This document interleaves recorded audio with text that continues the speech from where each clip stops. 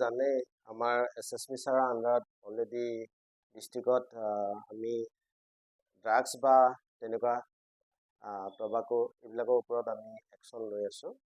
সেই সূত্ৰে আমাৰ ইনপুট আছিলে যে গাড়ী এটা আহি আছে আৰু সেইমতে আমি যিটো দীঘৰখাল গুমৰা পোষ্টৰ আণ্ডাৰত তো দীঘৰখালত আমি গাড়ীখন মানে ইণ্টাৰচেপ্ট কৰি ধৰা হ'ল।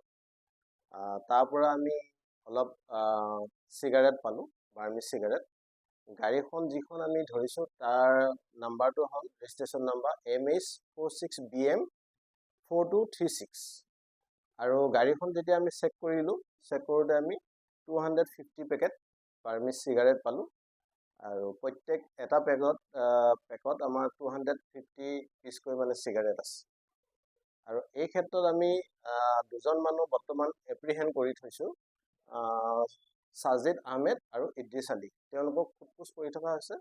তো সোধপোছ কৰি আমি বাকী ইনফৰ্মেশ্যন কিবা যদি পাওঁ কেছটো ৰেজিষ্টাৰ কৰি পিছত বিহিত ব্যৱস্থা লোৱা। দুইজনৰ ঘৰ গোৱালপাৰা ডিষ্ট্ৰিক্ট। ভেলু আপোনাৰ এতিয়াতো আমাৰ চিগাৰেট হ'ল 50,000 পাৰ চিগাৰেট 20 rupees, গতিকে 10 lakhs এপ্ৰক্সিমেটলি।